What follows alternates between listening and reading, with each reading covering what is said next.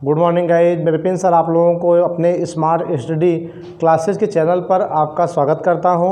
और आप लोग कैसे हैं? आशा करता हूं कि बेहतर होंगे आप लोग गाइज। और यूट्यूब पे द्वारा दिए गए वीडियो को भी आप ध्यान से देख रहे होंगे और खूब मेहनत कर रहे होंगे और आने वाले 2021 के मार्च या अप्रैल में होने वाले यूपी बोर्ड के एग्ज़ाम में आप अच्छा नंबर लाएँ, ऐसी हमारी आशा है। ठीक है, तो अगर आप प्रॉपर जो वीडियो दिया जा रहा है अगर प्रॉपर आप देख रहे होंगे और उसको देखने के बाद उसका रिवीजन भी कर रहे होंगे, तो मैंने जैसा कि बताया था जो भी वीडियो है उसको एक बार दो बार ध्यान से देखिए और उसके सब्जेक्ट या मैटर को आप नोट्स बना लीजिए। और उसी को जब नोट्स बनाएंगे फिर आप नोट्स से पढ़ेंगे तो आपको काफ़ी हेल्प मिलेगा। ठीक है, तो ऐसी स्थिति में आप एन के एन प्रकार जैसा भी आपको ये मटेरियल मिले, केमिस्ट्री का, फिजिक्स का, बायोलॉजी का, हिंदी, इंग्लिश, सब सारे के सारे लेक्चर वीडियो आप ध्यान से देखिए, पढ़ते रहिए, लगे रहिए और एक अच्छा स्कोर करिए। ठीक है, आप अपना भी और अपने माँ बाप का भी नाम रोशन करिए और साथ में हम लोगों का भी। ठीक है, हम इसी आशा के साथ आप लोगों का अपने इस चैनल पर स्वागत करता हूँ। आज जैसा कि आपको पता है जो हमारा चैप्टर चल रहा था उस सब्जेक्ट बायोलॉजी के अंतर्गत क्लास 12 के स्टूडेंट्स के लिए जनन स्वास्थ्य चैप्टर चल रहा था, अर्थात रिप्रोडक्टिव हेल्थ के बारे में हम लोग पढ़ रहे थे। तो रिप्रोडक्टिव हेल्थ के बारे में, ठीक है, रिप्रोडक्टिव हेल्थ के बारे में हम लोग पढ़ रहे थे। ठीक है, तो ये आज जैसा कि पिछले वीडियो में, कल के वीडियो में आपको बता दिया गया कि चैप्टर ख़त्म हो गया। अब कुछ बच्चे बार बार ये कह रहे थे कि सर क्वेश्चन भी कराते चलिए, क्वेश्चन भी कराते चलिए, तो आज हम क्वेश्चन कराने जा रहे हैं। ठीक है कि नहीं? अब हम आपको लगभग हर चैप्टर में इम्पॉर्टेंट जो पढ़ाते समय टॉपिक बताते हैं वो परीक्षा के क्या क्या आना है, पार्ट से क्या क्या नहीं आना है, उसकी भी चर्चा करेंगे गाइज। ठीक है, चैप्टर वाइज।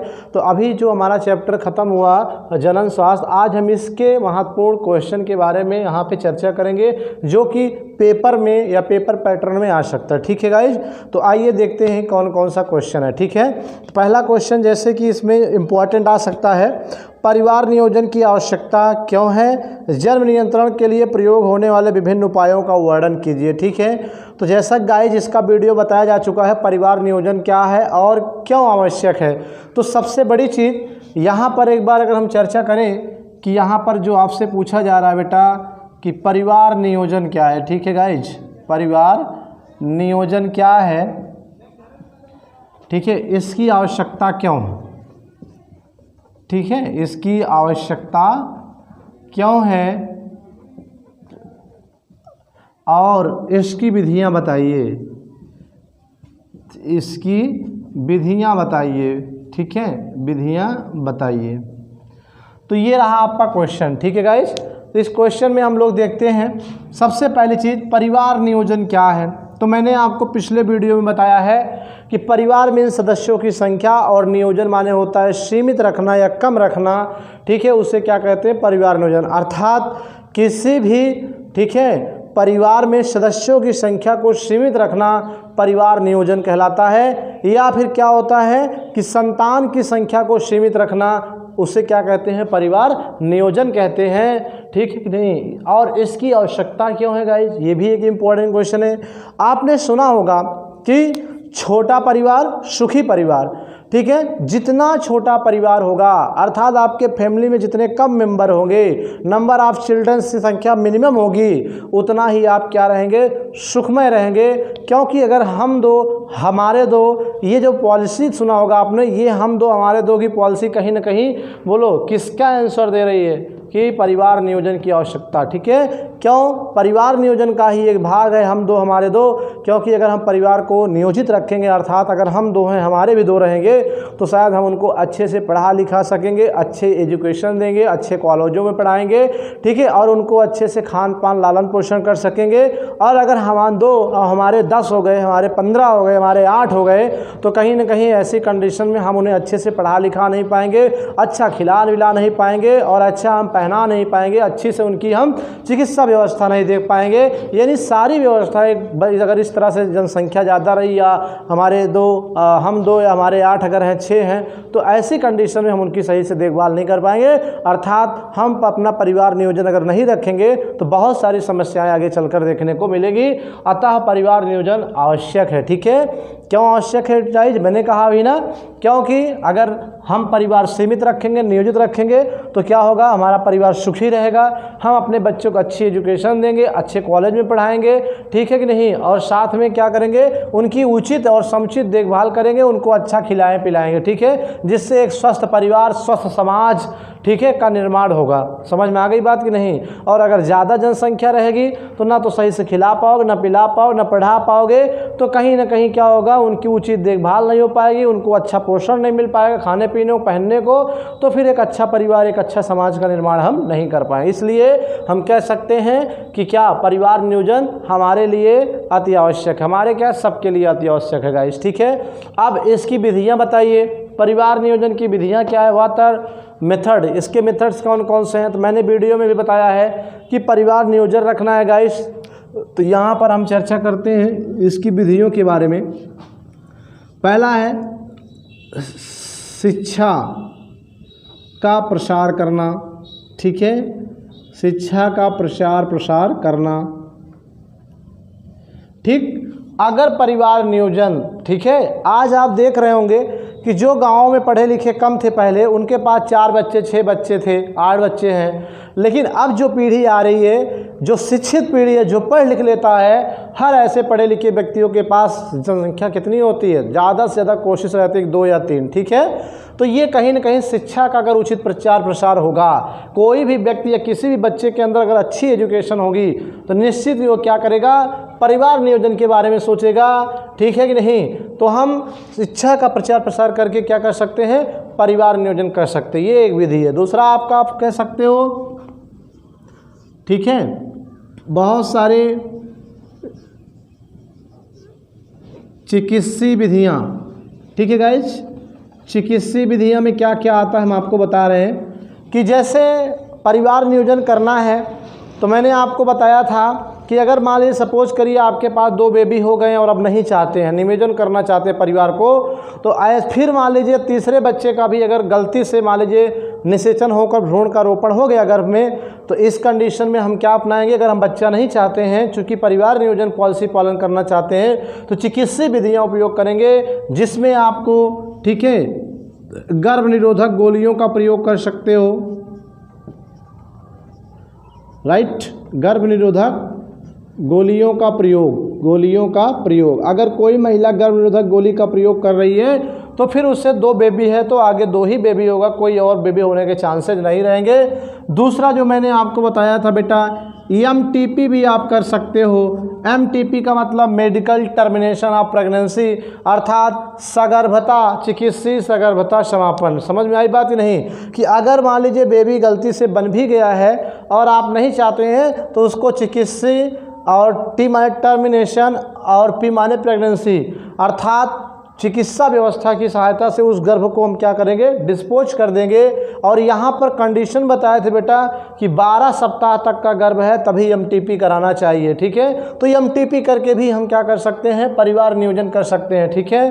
फिर आपको यहाँ पर बताए थे कि ट्यूबिक्टोमी और वैक्सोटोमी, अर्थात नसबंदी का कार्यक्रम हमने आपको बताया था, ठीक है कि नहीं, नसबंदी का प्रयोग करके, ठीक है। मतलब अगर कोई व्यक्ति 2 बच्चे हो गए हैं उसके, और वो प्लान कर रहा है परिवार नियोजन ही हमें करना है, 2 बच्चे से ज़्यादा में नहीं चाहिए, तो वो इस विधि को अपना सकता है, ठीक है। नसबंदी का प्रयोग कर सकता है। नसबंदी में 2 होता है, मैंने बताया था, नर में किया जाता है और मादा में भी किया जाता है, ठीक है। नर में किया जाए नसबंदी तो उसे वैक्सोटोमी कहते हैं, जिसमें शुक्राणु नली को काट कर दोनों बांध देते हैं, ठीक है। और अगर महिला में हो ट्यूबेक्टोमी कहते हैं, उसमें क्या करते हैं, फैलोपियन नलिका को दोनों तरफ काट के बांध देते हैं, ठीक है। तो इस तरह से ऐसे पुरुष ऐसे महिला में क्या होगा कि नसबंदी कराने के बाद परिवार नियोजन हो जाएगा, आप जनसंख्या बढ़ने कोई चांसेस नहीं होंगे गाइस, ठीक है।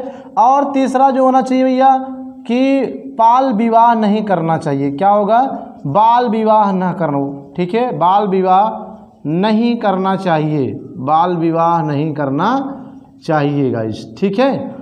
तो बाल विवाह नहीं करना चाहिए मतलब कम उम्र में अगर आप शादी कर देते हैं तो ज़्यादा बच्चे होने के चांसेस रहते हैं, इसलिए कम से कम 21 वर्ष बच्चों की होनी चाहिए और बच्चियों की कम से कम 18 साल होनी चाहिए।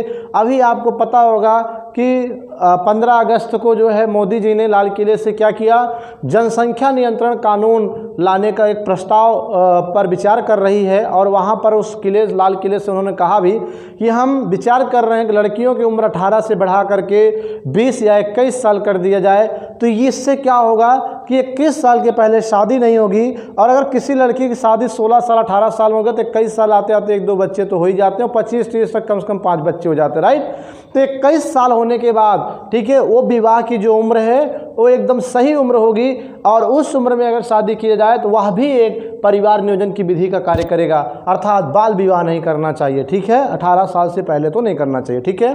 तो ये कुछ मेथड हैं, कुछ विधियां हैं जो कि परिवार नियोजन में आपकी क्या कर सकती हैं बेटा, हेल्प कर सकती है, ठीक है। ये रहा इस तरह से एक क्वेश्चन। अब इस क्वेश्चन को हम नोट कर सकते हैं और फिर हम आगे बढ़ते हैं। अगर नोट करना चाहें तो नोट करो। तो गाइस नोट कर लिया होगा। अभी जो मैंने परिवार नियोजन बताया ये पिछले कई एग्ज़ाम में पूछा गया, जैसे 2016, 2013, 2012 में भी पूछा गया है, तो संभवतः ये क्वेश्चन आ सकता है, कुछ नहीं इसमें। अब इसी तरह एक और क्वेश्चन है गाइस, जनसंख्या विस्फोट क्या है और इसके निवारण बताइए, ठीक है। तो दैट्स कंप्लीट। लगभग जनसंख्या नियंत्रण और परिवार नियोजन कहीं ना कहीं एक दूसरे से मैच करते हैं, लेकिन फिर भी जनसंख्या नियंत्रण भी आपको बताया जा चुका है और जनसंख्या विस्फोट बताया गया, ठीक है। विस्फोट का मतलब होता है अचानक बढ़ना, ठीक है, अर्थात किसी देश की या किसी विश्व की, ठीक है, जनसंख्या में क्या बेतहाशा तरीके से वृद्धि जो होती है उसी को हम जनसंख्या विस्फोट कहते हैं। और इसका नियंत्रण कैसे किया जा सके, इसके भी बहुत सारे तरीके हैं, ठीक है। जैसे इसमें भी आप कह सकते हो जनसंख्या नियंत्रण करने के उपाय, जनसंख्या विस्फोट का नियंत्रण कैसे किया जाए। तो आप उचित और अच्छा एजुकेशन दीजिए तो खुद ब खुद लोग समझ जाएंगे और जनसंख्या विस्फोट नहीं होने पाएगा। और दूसरा जो होता है कि सरकार कानून लाकर भी जनसंख्या नियंत्रण कर सकती है, ठीक है। हालांकि ऐसा कोई कानून अभी ये कह लीजिए नहीं है, मोदी जी ने लाने का प्रयास किया है, विचार चल रहा है। अगर आ जाता है तो वो भी कानून क्या करेगा, लोगों को डर पैदा करेगा और लोग क्या करेंगे, जनसंख्या को नियंत्रित करेंगे, अर्थात 2 की पॉलिसी अपनाएंगे, ठीक है गाइज।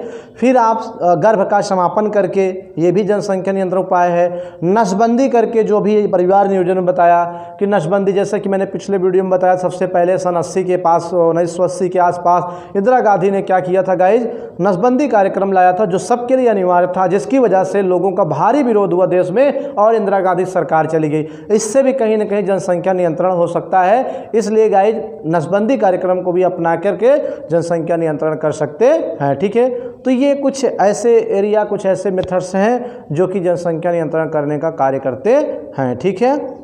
फिर जनसंख्या के बारे में लाभ और हानि को टीवी के माध्यम से, रेडियो के माध्यम से प्रचार, जो लोगों के बीच में प्रचार प्रसार किया जाए अगर अच्छे से, तो इससे भी लोग जागरूक होंगे। और जब जागरूकता बढ़ेगी तो लोग कहीं ना कहीं अपना अच्छा बुरा खुद समझेंगे कि अधिक जनसंख्या से क्या प्रॉब्लम है और कम जनसंख्या से। तो इसकी व्यवस्था द्वारा भी हम जनसंख्या नियंत्रण का कार्य कर सकते हैं। तो ये भी गाइज पेपर में आना तय है, एक लॉन्ग क्वेश्चन के रूप में भी आ सकता है, तो आप लिख सकते हो, ठीक है। जनसंख्या नियंत्रण क्या है, विस्फोट क्या है, कारण क्या है, निवारण क्या उपाय, और इससे हानियाँ क्या हैं, इसकी भी चर्चा कर लेते हैं। तो दोस्तों जनसंख्या विस्फोट अगर ऐसी तरह होता रहा, इसी तरह से अगर जनसंख्या पूरे विश्व की या हमारे भारत की भी बढ़ती रही, तो कहीं ना कहीं रहने के लिए स्थान कम पड़ जाए, खाने के लिए खाद्य पदार्थों की कमी होगी, जिससे महंगाई बढ़ती चली जाएगी, ठीक है कि नहीं। और साथ में प्राकृतिक संसाधन, पेट्रोल, डीजल, मिट्टी का तेल भी क्या हो जाएगा, और इसके साथ कोयला जो है ये भी क्या होगा, शॉर्ट हो जाएगा, कम हो जाएगा, और इसके रेट हाई हो जाएंगे आकाश में, कम से कम इसके दाम आकाश को छूने लगेंगे, ठीक है।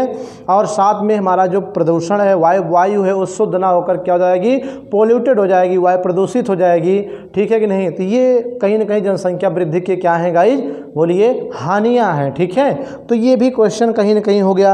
अब परख नलित शिशु का महत्व क्या है, मैंने कल ही बताया था कि परख नलित शिशु क्या है, बांध्याकरण को दूर करके संतान उत्पन्न करने की एक क्या है, जनन सहायक तकनीक है, या ART है, सहायक जनन तकनीक है, जिसके अंतर्गत हम दाता स्त्री के अंडाणु और शुक्राणु, पुरुष के शुक्राणु को लेकर प्रयोगशाला में एक बर्तन, एक पात्र या एक परख नली मिला करके युग्मनज बनाते हैं, हैं, फिर उसको फैलोपियन नलिका में या गर्भाशय में छोड़ देते हैं। तो ये परख नली शिशु या IVF कहलाता है, इन विट्रो फर्टिलाइजेशन कहलाता है। और इसका महत्व क्या है? निसंतान दंपत्ति के लिए क्या है? एक वरदान है, उनके लिए बहुत महत्वपूर्ण रखता है, बहुत मायने रखता है। ठीक है गाइज, तो ये आपका परख नली शिशु का महत्व हो गया। अब उल्ब वेधन क्या है? एमनियोसेंटेसिस। उल्ब वेधन मैंने बताया था कि जब बच्चा भ्रूण में पल रहा होता है उसी दौरान क्या होता है कि एक प्रकार के भ्रूण में लिक्विड को निकाल करके उसको क्या प्रयोगशाला में रख करके उसका क्या करते हैं, बोलिए, अध्ययन करते हैं, जिससे ये पता चलता है कि पल रहे बच्चे में कौन सा रोग हो रहा है कि नहीं हो रहा है। अगर कोई रोग हो रहा होगा तो उस भ्रूण को वहीं डिस्पोज कर दिया जाएगा, क्योंकि वो उस रोग का हो सकता है इलाज ना हो। अगर नहीं है तो कोई दिक्कत नहीं है। तो ये उल्ब वेधन होता है, अर्थात भ्रूण में पल रहे बच्चे में जन्मजात या अनुवांशिक रोग की जानकारी के लिए जो तरीका अपनाया जाता है उसे उल्ब वेधन कहते हैं। ठीक है, ये भी आपको बताया जा चुका है। फिर आता है बाध्यता। क्या है बाध्यता? आप जान ही रहे हो। ठीक है, बाध्यता क्या है? संतान उत्पन्न करने की जो अक्षमता होती है उसी को हम बाध्यता कहते हैं। याद रहे, बांध्यकरण अलग है, बाध्यता अलग है। बांध्यकरण का मतलब बेटा नसबंदी एक तरह से होता है, और बाध्यता का मतलब होता है जो प्राकृतिक रूप से आपको बेबी नहीं हो रहा है, तो ऐसी दशा, ऐसी कंडीशन को हम बाध्यता कहते हैं। इसके कई कारण हो सकते हैं। जन्मजात कारण हो सकता है, कृत्रिम कारण हो सकते हैं, या औषधि कारण हो सकते हैं। कोई उल्टी पुल्टी दवा खा लो जिससे कि जनन हार्मोन्स बंद हो जाए, या शुक्राणु बनने की दर कम हो जाए, अंडाणु बनने प्रॉब्लम हो जाए, तो ये सब इससे क्या है? कारण है। ठीक है कि नहीं?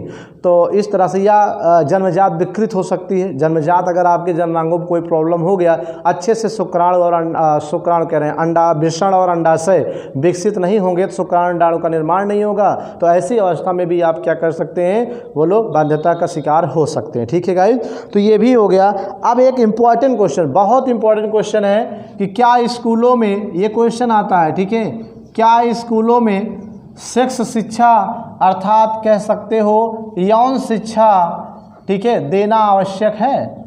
ठीक है, क्या कहें? देना आवश्यक है, ये आपका क्वेश्चन है। ठीक है, राइट, इसका आंसर बहुत इंपॉर्टेंट बिल्कुल। ठीक है, बहुत इंपॉर्टेंट क्वेश्चन है।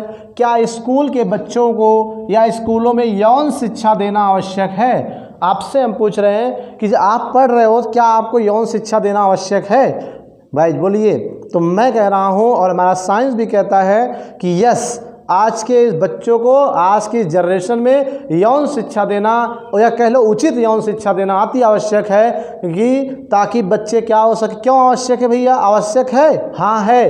क्यों आवश्यक है? ताकि हमारा क्या हो, हमारा समाज या हमारे बच्चे क्या हो, अच्छे बुरे की जानकारी कर सकें कि किसके साथ रिलेशन बनाना है, किसके साथ नहीं बनाना है, किसके साथ बनाते हैं कौन सी बीमारी होगी या STD रोग होगा, और उसके क्या लाभ होंगे, उसके क्या हानि होंगे। ठीक है, इस सब बातों की जब अच्छे से जानकारी हमारे युवा वर्ग को रहेगी तो एक अच्छा समाज, एक अच्छा परिवार, एक अच्छा देश का निर्माण होगा। ठीक है, अर्थात एक अच्छे समाज में, एक अच्छे परिवार, एक अच्छे देश के निर्माण में युवा सहभागिता कर पाएंगे। और जब उनको नहीं पता रहेगा, असुरक्षित तरीके से संबंध बनाएंगे, उचित यौन शिक्षा उन्हें नहीं देंगे, तो उस शिक्षा के बारे में कहीं न कहीं उनके मन में डर या संकोच या विभिन्न प्रकार की भ्रांतियां होती हैं, जिन्हें हम यौन शिक्षा देकर ही क्या कर सकते हैं, उनकी भ्रांतियों को दूर कर सकते हैं। ठीक है, तो इसलिए उचित यौन शिक्षा देना बेटा अति आवश्यक है। ठीक है, तो ये इसका आंसर भी आपको मिल गया, समझ गए कि नहीं? ठीक है, अब जो क्वेश्चन आता है, ठीक है कि नहीं, MTP क्या है? तो मैंने आपको अभी बताया, medical termination of pregnancy, MTP क्या है? ठीक है, क्वेश्चन नंबर आप 2 कह सकते हो, MTP। ठीक है, मेडिकल टर्मिनेशन ऑफ पी का मतलब प्रेगनेंसी। ठीक है, प्रेगनेंसी अर्थात चिकित्सीय सगर्भता समापन। ठीक है, अर्थात मैंने क्या कहा था कि जैसे बलात्कार जैसी घटना में अगर किसी लड़की के पेट में बेबी पल रहा है और वह बेबी अभी उस बच्ची की उम्र कम है, तो उसके लिए घातक हो सकता है। ऐसी कंडीशन में कोर्ट के अनुमति से 12 सप्ताह तक के गर्भ को MTP किया जा सकता है, अर्थात चिकित्सीय सगर्भता समापन किया जा सकता है। ठीक है, अर्थात यह एक ऐसी तकनीक है जिसके द्वारा अनचाहे गर्भ को खत्म किया जा सकता है। ठीक है, तो उसी को हम क्या कहते हैं? MTP कहते हैं। और MTP के लिए क्या समय सीमा निर्धारित है गाइस? 12 सप्ताह, याद रहे। ठीक है, तो ये भी आपका हो गया। ठीक है, अब आता है गिफ्ट और जिफ्ट, कल ही बताया था गिफ्ट और जिफ्ट आता है, ठीक है। तो यहाँ पर हम चर्चा करेंगे। सबसे पहली चीज़ गाइस, इसका फुल फॉर्म लिखने को भी आता है। गिफ्ट का मतलब होता है गैमेट, ठीक है, और इंट्रा फैलोपियन ट्रांसफर, ठीक है। और जो जिफ्ट होता है, ठीक है, ZIFT, जाइगोट, जाइगोटिक और इंट्रा फैलोपियन ट्रांसफ़र। तो गिफ्ट का मतलब क्या हुआ बेटा, जी मतलब गैमेट इंट्रा फैलोपियन ट्रांसफ़र, और जिफ्ट का मतलब हुआ जाइगोटिक इंट्रा फैलोपियन ट्रांसफ़र। ये कब प्रयोग किए जाते हैं? आप कह सकते हो कि ये दोनों क्या हैं, सहायक ART हैं। ART का मतलब क्या है, सहायक जनन तकनीक ही हैं, अर्थात बंध्यता जो बांझपन होता है उससे छुटकारा पाने के लिए इस तकनीक का प्रयोग किया जाता है, ठीक है कि नहीं। तो इस तरह से गिफ्ट और जिफ्ट क्या है, एक सहायक तकनीक, जनन सहायक तकनीक ART। इसके बारे में कल मैंने आपको डिटेल बताया था, ठीक है। तो वीडियो को देख लीजिएगा। बस लगभग इस तरह के ही क्वेश्चन हैं, ठीक है कि नहीं। अब आपके जो भी इम्पोर्टेंट क्वेश्चन आने थे सब बताया जा चुका है, समझिए कि नहीं। हाँ, एक क्वेश्चन है, क्या आप मानते हैं पिछले 50 वर्षों के दौरान हमारे देश में जनन स्वास्थ्य में सुधार हुआ है? यदि हाँ तो कुछ बताइए, ठीक है। तो बिल्कुल हम कह सकते हैं पिछले 50 सालों में जो जनन स्वास्थ्य है उस क्षेत्र में सुधार हुआ है। तभी तो हमारे दो परिवार नियोजन पॉलिसी, नसबंदी कार्यक्रम और यौन शिक्षा देना, ये सब किसका परिणाम है, सब किसके भाग हैं? जनन स्वास्थ्य के ही भाग हैं, ठीक है। जिसकी वजह से आज लोग काफ़ी जागरूक हो चुके हैं। जो 6 बच्चे, 8 बच्चे, 10 बच्चे हुआ करते थे वो 2 या 3 पे आ गए हैं। जो पढ़ाया लिखाया नहीं जाता था बच्चों को, आज पढ़ाया लिखाया भी जा रहा है। और जो बच्चों को यौन शिक्षा देने से घबराते थे, आज क्लास में एजुकेशन में भी, पाठ्यक्रम में भी इसे लाया जा चुका है, जिससे बच्चों को उचित एवं शिक्षा मिलती है, जिससे वो अपना अच्छा बुरा समझते हैं और एड्स व अन्य STD जैसे घातक रोगों से क्या है, बच सकते हैं, ठीक है। तो ये रहा कुछ क्षेत्र, ठीक है। अब जनसंख्या विस्फोट के कारण कौन कौन से हैं, मतलब जो जनसंख्या इतनी तेज़ी से बढ़ रही गाइस, उसका कारण क्या है? तो उसका कारण कई है। कम उम्र में विवाह करना अर्थात बाल विवाह करना, मृत्यु दर में गिरावट, मरने की संख्या कम है, पैदा होने की संख्या ज़्यादा है, जन्म दर, ये भी एक क्या है, जनसंख्या विस्फोट का कारण है। और निरक्षरता अर्थात एजुकेशन अगर नहीं रहेगा तो जनसंख्या लोग बढ़ाएंगे ही, इसलिए साक्षरता होना बहुत आवश्यक है। और भारतवर्ष की गर्म जलवायु का होना, ये भी क्या है, भारतवर्ष में गर्म जलवायु होने के कारण हमारे शरीर में प्रजनन क्षमता ज़्यादा है, इस वजह से हम क्या है, संतान ज़्यादा उत्पन्न करने में सक्षम है। ये भी कहीं ना कहीं जनसंख्या विस्फोट का एक क्या है, कारण है गाइस। फिर सामाजिक रीति रिवाज, जो हमारे समाज में कुछ रीति रिवाज बनाए गए हैं। क्या रीति रिवाज है? कम उम्र में विवाह कर देना, जिससे ज़्यादा से ज़्यादा बच्चे होने की संभावना होती है। दूसरी चीज़, अगर हम हमारे दो पॉलिसी अपनाते हैं तो हमारे जो बुजुर्ग माता पिता हैं वो थोड़ा सा उसे ऑड मानते हैं कि यार इतने कम 2 बच्चे क्या हैं, और 1-2 बच्चों का नंबर लगाइए, ऐसा भी लोग घरों में बोलते हैं। तो ये सामाजिक रीति रिवाज भी जनसंख्या विस्फोट का कारण है। तो ये कुछ कारण मैंने आपको बताया। दूसरा, नेक्स्ट प्रश्न आता है, क्या गर्भ निरोधक दवा का उपयोग करना न्यायोचित है? तो यस गाइज, न्यायोचित है। क्यों? क्योंकि गर्भ निरोधक दवा ऐसा नहीं है कि अगर कोई महिला गर्भ निरोधक दवा का उपयोग कर रही है तब उसको बच्चा ही नहीं होगा। केवल जब तक यूज कर रही है तब तक उसे बेबी नहीं होगा। फिर भविष्य में अगर कभी बच्चा चाहिए तो हम उस दवा का उपयोग बंद कर दें तो फिर से हम बेबी उत्पन्न करने में सक्षम हो जाएंगे। और इसका उपयोग क्यों आवश्यक है? जनसंख्या नियंत्रण करने के लिए, ठीक है। सबसे बड़ी बात, जनसंख्या नियंत्रण के लिए, परिवार नियोजन के लिए, परिवार को सुखमय बनाने के लिए और छोटा परिवार सुखी परिवार की विचारधारा को अपनाने के लिए गर्भ निरोधक का प्रयोग करना उचित है, ठीक है। तो ये रहे आप पे कुछ क्वेश्चंस गाइस, ठीक है। अब है बंध दंपतियों को संतान प्राप्त करने के लिए कुछ विधियां बताइए। तो आपको पता है कि बंध्यता, अगर बांझपन है, किसी को बच्चा नहीं हो रहा है, तो इसके लिए कुछ मेडिकल तकनीकी है, मैंने आपको बताया था, ठीक है। यहाँ पर हम आपको बता रहे हैं बंध्यता के उपचार की कुछ तकनीकी, ठीक है। तो मैंने आपको कल सहायक जनन तकनीक बताया था, जैसे IVF करा सकते हैं। अगर कोई बांझपन का शिकार है, बेबी फार्मेशन नहीं, बेबी उत्पन्न नहीं कर पा रहा, तो उसके लिए ये तकनीक कारगर है, जिसको टेस्ट ट्यूब बेबी कहते हैं। क्या कहते हैं गाइस? टेस्ट ट्यूब बेबी कहते हैं, पहला। और दूसरा आप गिफ्ट, जिफ्ट जो बताए थे ये भी है। तीसरा जिफ्ट है। ठीक है। और चौथा ICSI कल बताए थे, ठीक है। ये भी क्या है, ये कुछ तकनीकी हैं जो बंध्यता को क्या करती, खत्म करके संतान उत्पन्न करने में आपकी सहायता करती गाइज, ठीक है। तो लगभग बस, ठीक है, यही क्वेश्चन आपके थे जो आने थे। तो गाइज हो गया आज के इस वीडियो में, इस पार्ट के लगभग इंपॉर्टेंट क्वेश्चन बताए गए।